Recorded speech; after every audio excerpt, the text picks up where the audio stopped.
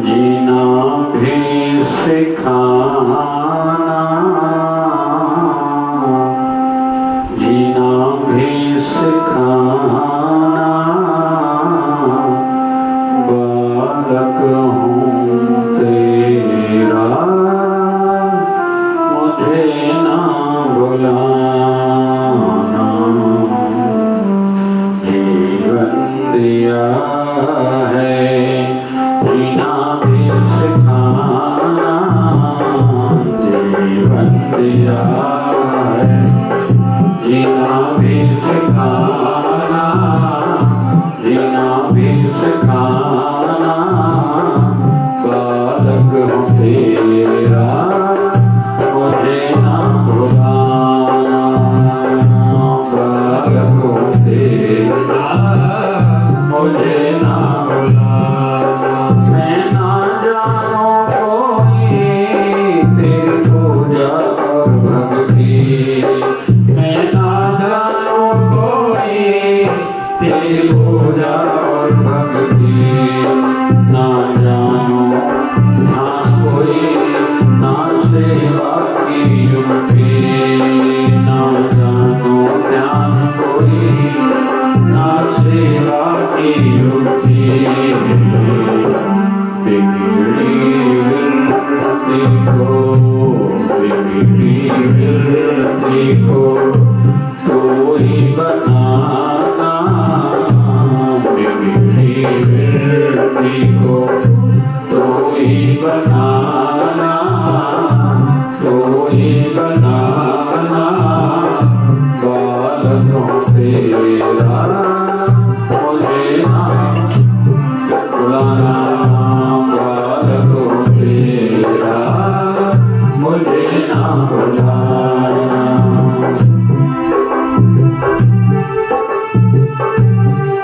जय जय शिवगारा।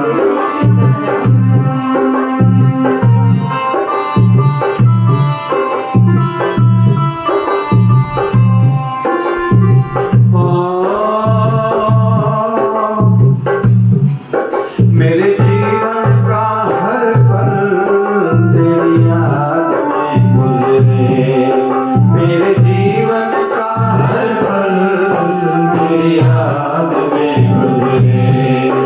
आए आंधी चाहे तूफान प्रेम यूं ही बढ़ता रहे, आए आंधी चाहे तूफान प्रेम यूं ही बढ़ता रहे। सभी गाएंगे हम अपने आत्मिक कल्याण जीवन की सुख शांति के लिए प्रार्थना कर रहे हैं।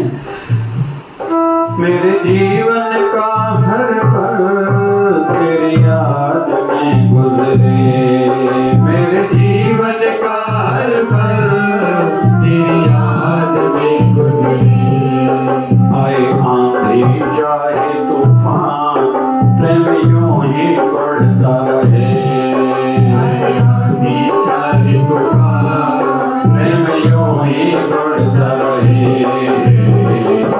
बुराई से मुझे को हटे, बुराई से मुझे को सदा तुम बचाना, बुराई से मुझे को सदा तुम बचाना, सदा तुम बचाना, सदा तुम बचाना, बालक तेरा मुझे ना भुलाना, बालक तेरा मुझे ना भुलाना।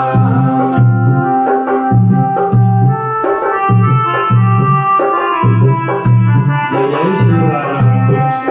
शिवगारा सारे वकील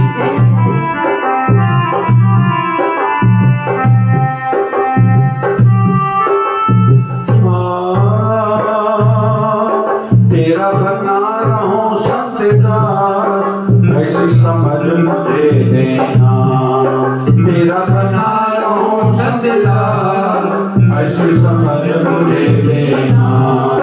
बन जाए लक्ष्य मेरा केवल तुझको ही पाना, बन जाए लक्ष्य मेरा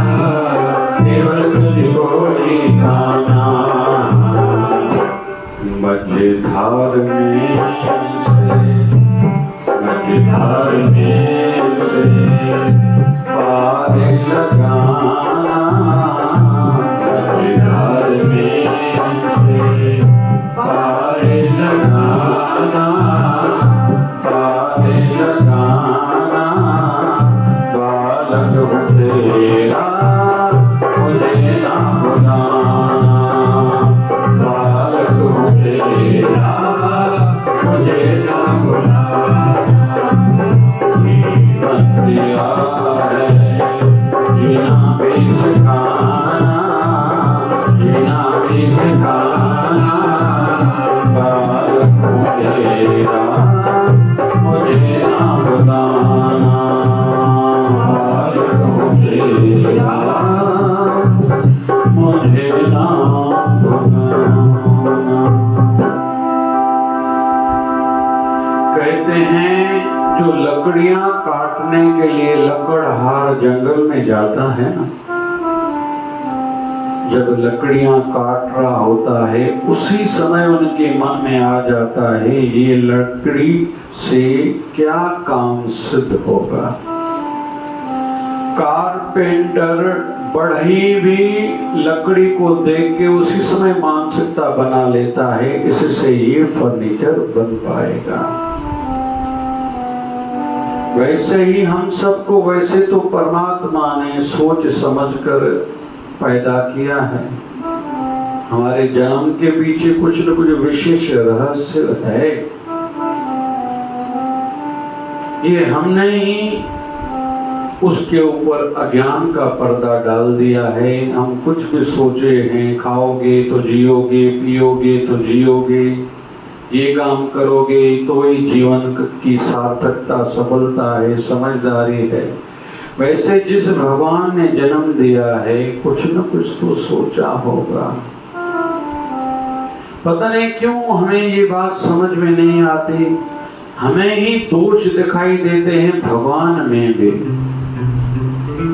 भगवान को मेरे साथ ऐसा नहीं करना चाहिए था। भगवान की हमने चोरी क्या करी है।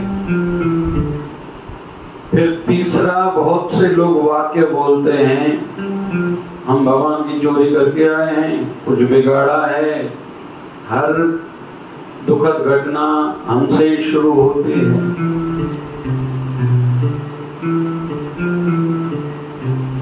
भूल जाते हैं कि परमात्मा जो करता है सब ठीक ही करता है। हम में कई कमियां हैं, जिन कमियों को ठीक करना है वो भी हमें ही।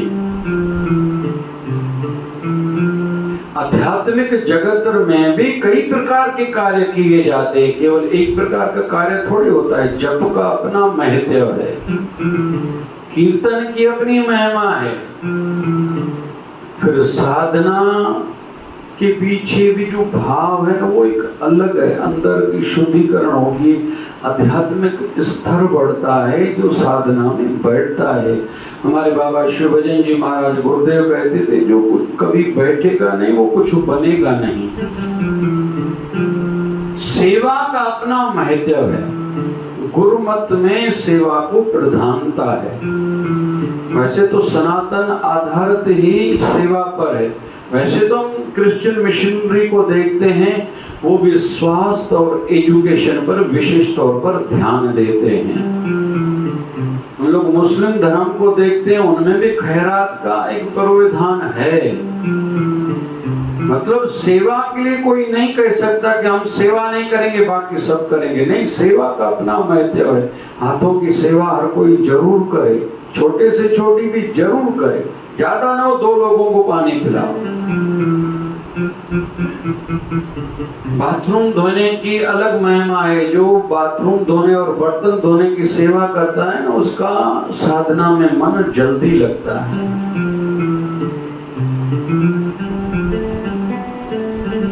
गाने का अपना एक महत्व है। उपवास का एक अलग फल है। तीर्थों पे जाने का एक अलग फल है। संत सानिध्य में रहने का लाभ कुछ अलग है। ऐसा तुलना नहीं कर सकते, हम ये करेंगे वो नहीं करेंगे, वो करेंगे तो वो नहीं करेंगे, नहीं। वैसे ही सत्संग का एक अलग विशेष फल है।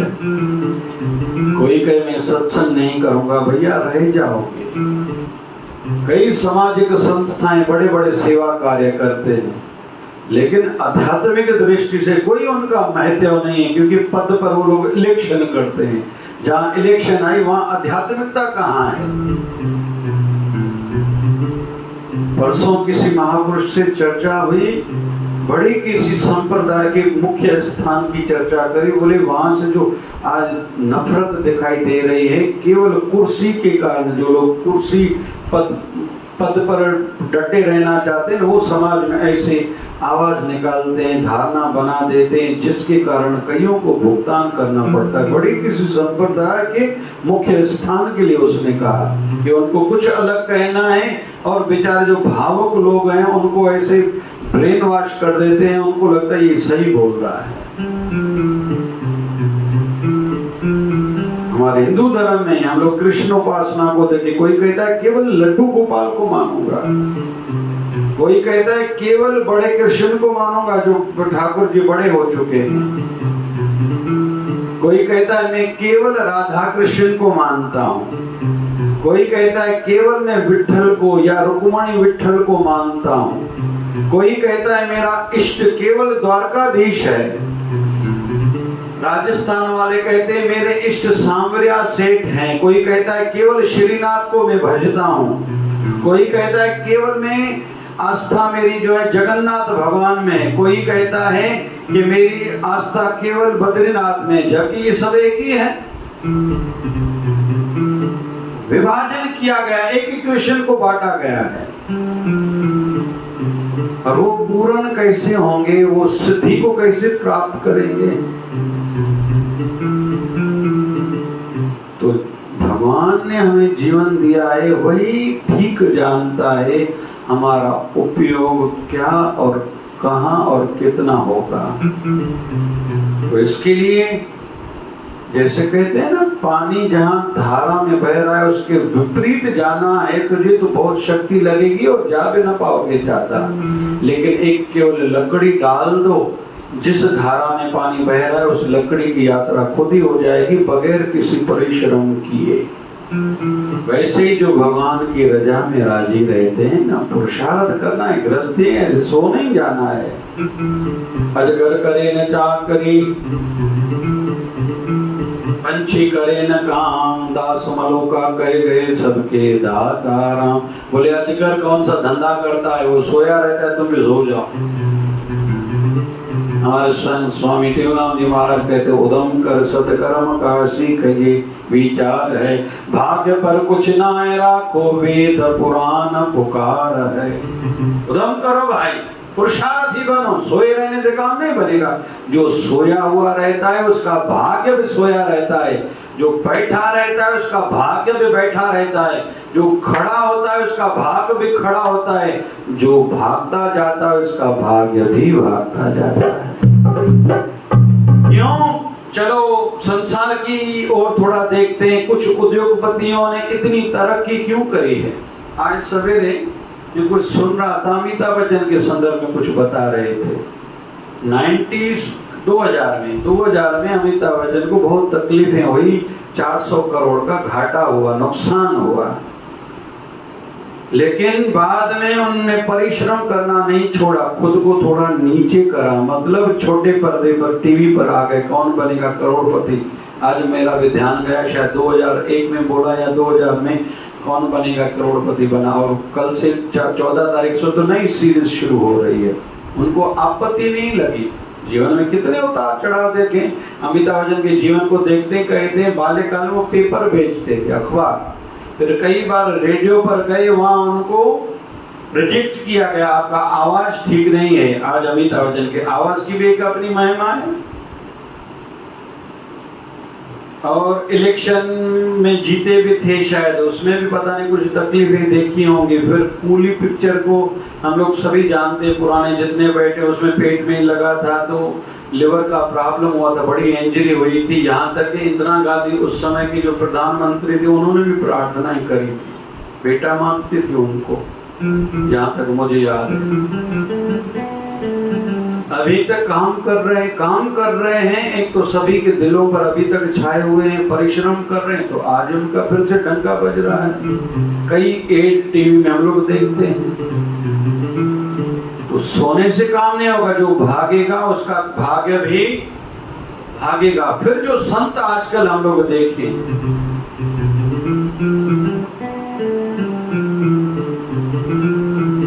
बहुत से संत बहुत परिश्रम कर रहे हैं, रोज नए नगर में जा रहे, कथा कर रहे, सत्संग कर रहे हैं, आज उनका नाम है।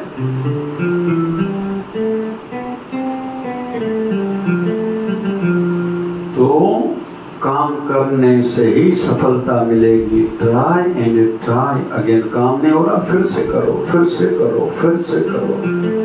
तो आज की हमारी प्रार्थनाएं क्या? जीवन दिया है, जीना भी सिखाना, जीना भी सिखाना, बालक हूँ तेरा मुझे ना भुलाना। भगवान श्री कृष्ण से द्वारका पांडव भी सहायता मांगने गए थे, कौरव भी। ठाकुर जी योग निद्रा में थे, सिराने की साइड में बैठा है दुर्योधन, श्री चरणों पैरों की ओर बैठा है अर्जुन। ठाकुर जी की आंख खुली, पहली नजर अर्जुन पर गई। अरे अर्जुन तो कब आए, कैसे आना हुआ? अभी दुर्योधन कह रहा है पहले इससे मैं आया हूं, मतलब अधिकार जता रहा है। हाँ, ठाकुर जी ने कहा भैया पहले आप बताओ। कुछ लोग की उनकी आदत रहती है, जैसे मच्छर कैसे रहता है, किसी को डसने के लिए, डंक मारने के लिए आते हैं, पहले कान के नजदीक आ जाए, भों भों भों में आया हूं, फिर जाता है पैरों की ओर, परिक्रमा करता है, फिर कहीं न कहीं जब जहां उसको अच्छा लगे और जिसका खून मीठा लगे टेस्ट करता है। दिमागी करीबी मच्छर चक न पाई दो अल्लाह झारे कर खून कोड़ो वोड़ो होंदो कुछ होंदो चक्कर माके चक्कर न पाई दो मानने में वर्तो रोज शायद ने जिक्र यदि जो कोई बैठा जे कोई के मच्छर चक न पाई दो भली के आज मुझे ना है कोई जी नमा नीम बेलपत्र जा तुलसी जा पता कहना शिवटी हमारी गोली, उसमें शिवधारा की बढ़िया गोली है। नीम, तुलसी और बेलपत्र वो खाता हूँ सवेरे। शुगर में कंट्रोल में, खुजली होगी नहीं, रिएक्शन किसी भी चीज का नहीं होगा, उत्साह बढ़ा रहेगा, आदि आदि। आज वैसे दिन है प्रश्नोत्तरी का। रामपुर में एक प्रश्न किसी ने कहा कि आप सदैव उत्साही रहते हो, हमें आप उसका रहस्य बताओ, हम भी सदैव उत्साही रहे।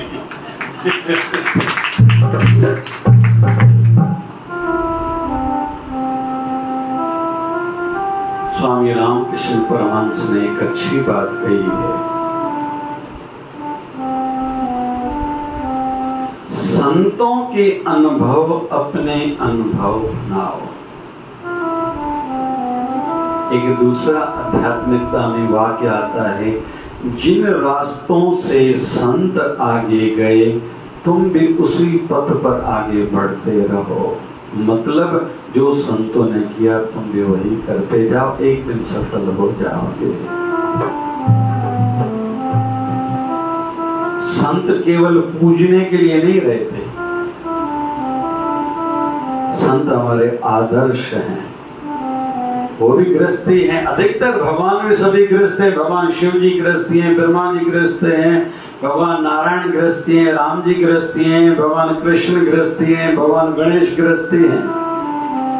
झंझट तो सभी के जीवन में आते रहते हैं। संत सभी गृहस्थी हैं, संत कबीर गृहस्थी हैं, संत रविदास जी गृहस्थी हैं, संत नामदेव जी गृहस्थी हैं। जिनको देखो सब गृहस्थी गृहस्थी हैं। उनके जीवन में भी जैसे हमें घर की उधर पूर्णा करना रहती है, पूरी भाई ध्यान रखना पड़ता है, उनके जीवन में ये बातें मिलती। संत तुकाराम जी महाराज हो, संत एकनाथ जी महाराज गृहस्थी है। चलो उदाहरण 4 संतों का ही लेता हूं, आज जल्दी सत्संग समापन करेंगे।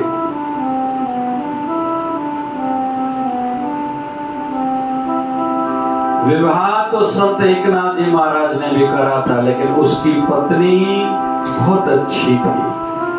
कहती थी आप अपने गुरुदेव की सेवा करो और साधना करो, घर की ओर कभी ध्यान न देना, घर जाने में जानो घर के कार्य में खुद ही देख लूंगी। एक प्रकार की ये स्त्रियां रहती हैं। दूसरी स्त्री का प्रकार माना जाता है संत तुकाराम जी की भी पत्नी। तुकाराम संत ने 2 विवाह करे थे। पहली वाली पत्नी को बीमारी थी, दमे की बीमारी थी। दूसरा विवाह करा था, वो क्रोधी थी थोड़ी, और किराने का दुकान था, गरीबों में बांटते थे। एक दिन कुछ बचा ही नहीं। पत्नी ने कहा कुछ तो लाके खिलाओ। कहा कि हमारे पास तो कुछ है नहीं यार, कुछ तो व्यवस्था करो। बोले गन्ने की खेत में जाता हूँ, कुछ गन्ना लाता हूँ।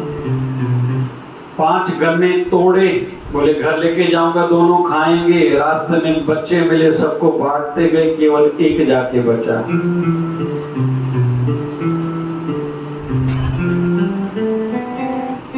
घर पहुंचा, धर्मपत्नी ने कहा अरे गन्ना, बोले 1 लाए। बोले हम लोग 2 लाए, 1 को गुस्सा आ गया, तुम्हें अक्ल नहीं, इतना समझाती हूँ फिर समझते नहीं हो।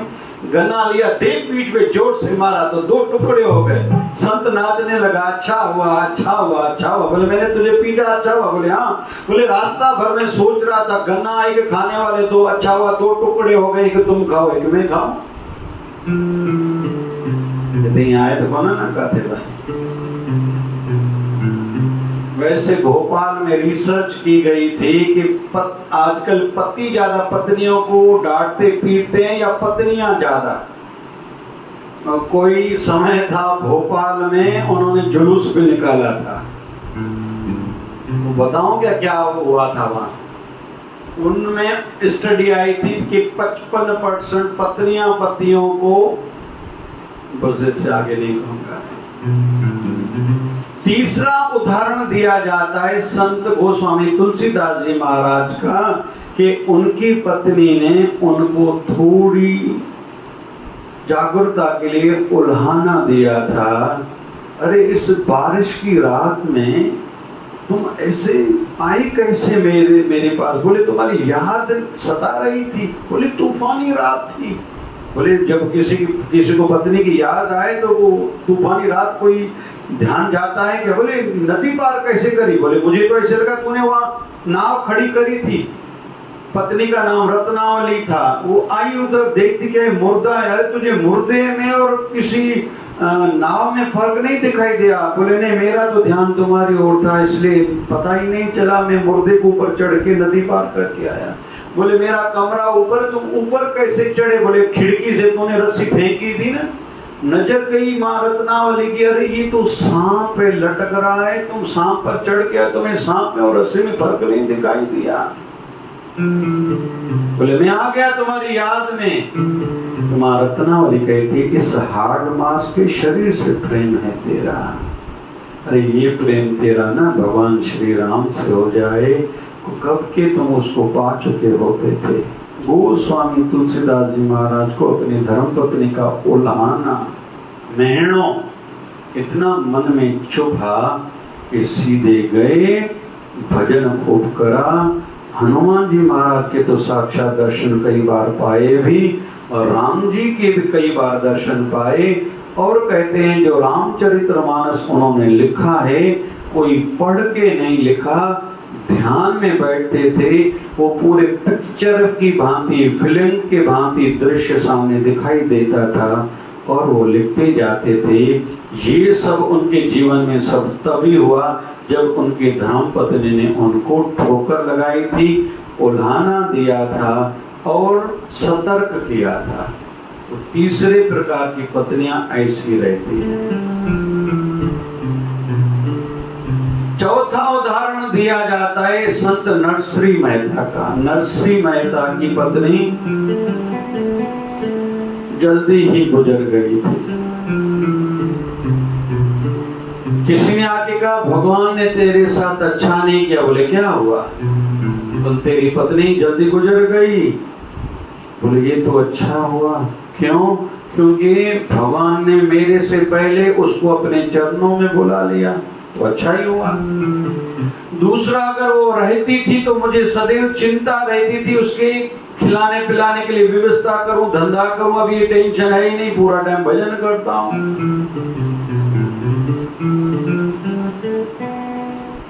और ये भी मुझे विश्वास है मेरे से ज्यादा सुखी उसको भगवान ही रखता होगा, इसलिए भगवान से शिकायत न करो। भगवान जो करता है ठीक ही करता है।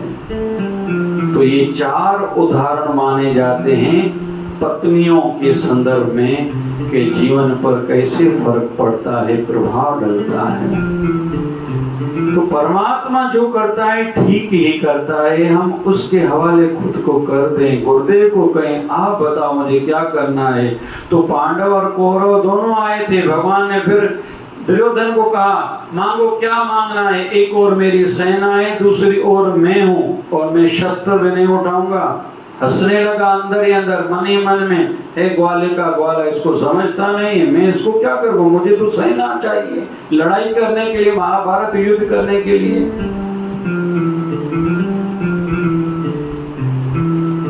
ठाकुर जी ने पांडवों की ओर नजर करी, आप लोगों को क्या चाहिए? मैं बगैर शस्त्र के या मेरी सेना? मैं केवल रथ चलाऊंगा, ड्राइवर बनूंगा। अर्जुन कहता है प्रभु मुझे यही बस चाहिए, जहां मुझे जाना चाहिए बस वहां लेके जाना, जहां मुझे नहीं जाना चाहिए वहां से आप बचाना, बस मुझे चाहिए भी यही। और कहते हैं जो रथ भगवान कृष्ण का बहुत भक्तगण अपने घर में रखते हैं, ये फोटो जिसमें ठाकुर जी भगवान श्री कृष्ण रथ चला रहे हैं, अर्जुन पीछे है, 10 घोड़े हैं और रथ है। ये बड़ा एक संदेश है। हम लोग ऋषिकेश जब चलते त्रिवेणी घाट पर 1008 सदगुरु स्वामी शिवभजन जी महाराज ने कई बार वहां स्नान कराया, दृश्य दिखाया, बहुत समझाते थे, बचपन में सिखाते थे। ये क्या है? 10 घोड़े लेकिन सफेद, इसका मतलब है 5 तेरी कर्म इंद्रियां, 5 तेरी ज्ञान इंद्रियां, सब सफेद होने को होना। और जो अर्जुन पीछे बैठा है ये है हमारी जीवात्मा। वहां रथ चलाने वाला ठाकुर जी बैठे थे, कृष्ण था। ऐसे ही तुम जीवन की डोर अपने गुरुदेव, अपने इष्ट देव के हाथ में सौंप दो। तुम निश्चित होकर बैठ जाओ, तुम कर्म नहीं करोगे लेकिन तेरा भला होता जाएगा। लेकिन यह तब संभव होगा जैसे 10 के 10 घोड़े एक ही दिशा में भाग रहे हैं और सफेद हैं। अगर 5 घोड़े एक दिशा में भागे, 5 दूसरे घोड़े दूसरी दिशा में भागे तो चढ़ा हुआ व्यक्ति तो मर जाए, शायद तकलीफ देखनी पड़े। लेकिन 10 के 10 घोड़े एक ही दिशा में, इसका अर्थ यह है तेरी 5 कर्म इंद्रियां, 5 ज्ञान इंद्रियां एक ही ओर में लगी हुई हो। अंत में ये थोड़ा समझेंगे, आध्यात्मिक थोड़ा आवश्यक बिंदु है ये। 5 कर्म इंद्रियां, 5 ज्ञान इंद्रियां। कर्म इंद्रियां हैं हाथ, हमारे पैर, 2 मल मूत्र की इंद्रियां और 5वीं है जुबान। हमारी जुबान कर्म इंद्रिय भी है, ज्ञान इंद्रिय भी है। कर्म मतलब जो बोलती है, यहाँ ये कर्म इंद्रिय हो जाती है। तो ये 5 कर्म इंद्रियां सत्य मार्ग पर लगाओ, हाथों से सेवा करो, पैरों से केवल धर्म स्थलों पर, तीर्थों पे या संत शरण में जाया करो, पैर तेरी गलत दिशा में न जाएं। सूफियों में अपने पैरों को और अपनी आंखों को पूछते हैं कि बलिहार जाऊं अपने पैरों पे जो मेरे गुरु दरबार में मुझे लेके आए, बलिहार जाऊं अपनी आंखों पे जिन्होंने मेरे गुरुदेव के मुझे दर्शन कराए। सूफियों में बड़ी बड़ाई है। और 2 मलमूत्र की इंद्रियां, अच्छा खाओ, और 5वां जुबान से अच्छा ही बोला करो, भगवत नाम जपा करो। प्रभु जी बसे साधक की रसना। भगवान कहाँ रहते हैं? संतों की जीभ पर। हम लोग कहते हैं आप आशीर्वाद करो, आप मुंह से कहो हमारा काम बन जाएगा। क्यों? संत जो बोलते हैं वो होता है, और ऐसा बहुत से लोग करते हैं। और कहना चाहिए, करना चाहिए कि आप आशीर्वाद करो, मुंह से बोलो ऐसा हो जाए तो होगा ही। क्यों? क्योंकि वो जुबान से सदैव नाम जपते रहते हैं। प्रभु जी बसे साधक की रसना। अभी ये हुई ज्ञान इंद्रियां, कर्म इंद्रियां। अभी 5 हैं ज्ञान इंद्रियां। ज्ञान इंद्रियां कौन सी?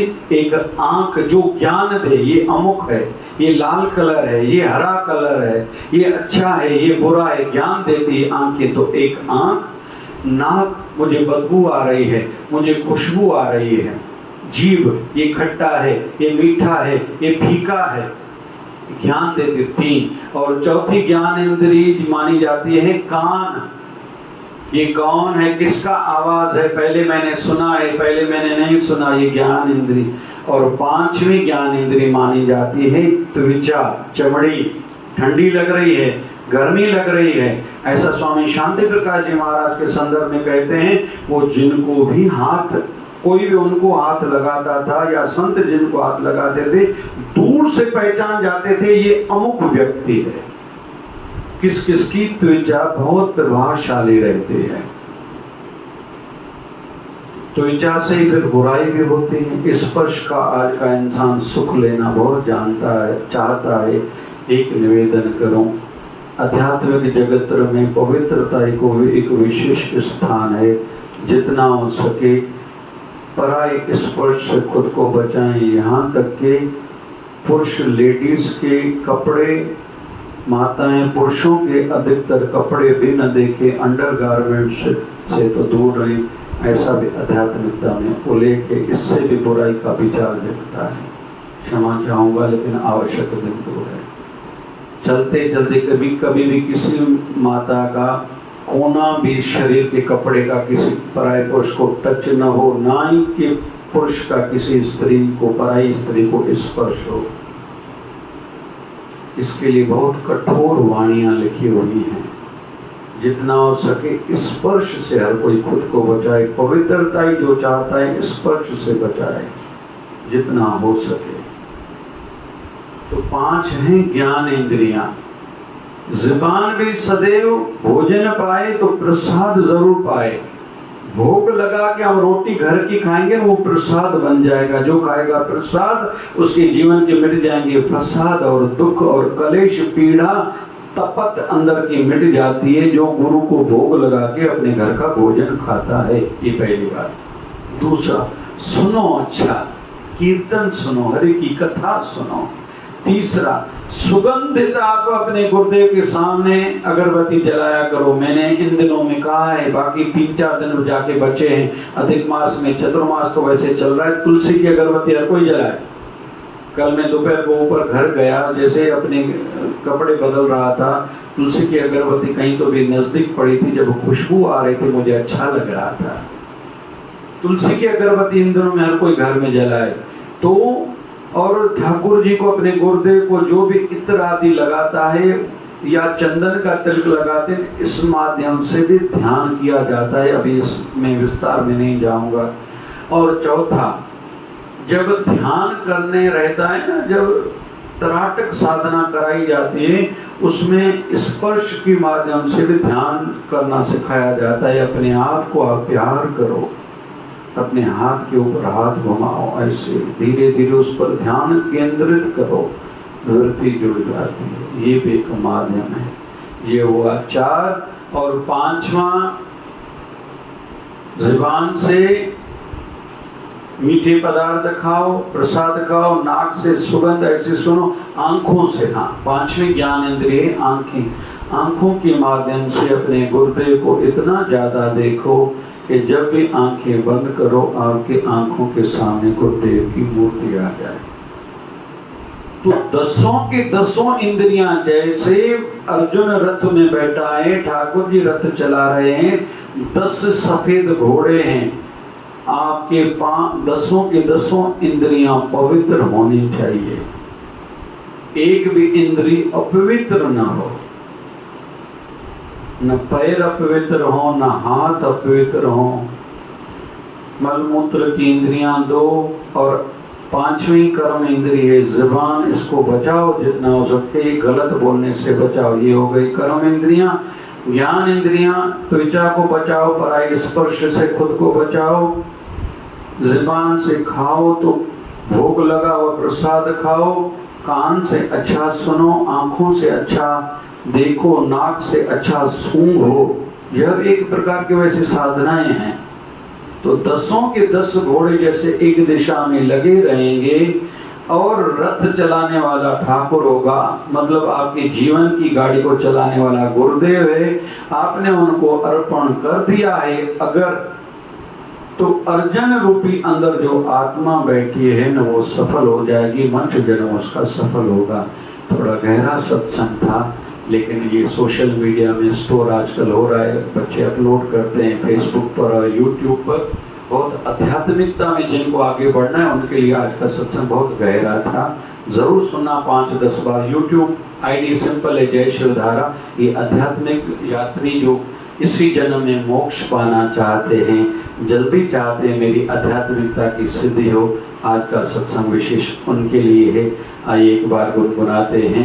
जीवन दिया है जीना भी सिखाना, जीना भी सिखाना, बालक हूँ तेरा मुझे ना भुलाना, बालक हूँ तेरा मुझे ना भुलाना। आओ तो लाल प्यारा दुल्हन दी दरबार में, आओ तो लाल प्यारा दुल्हन दी दरबार में,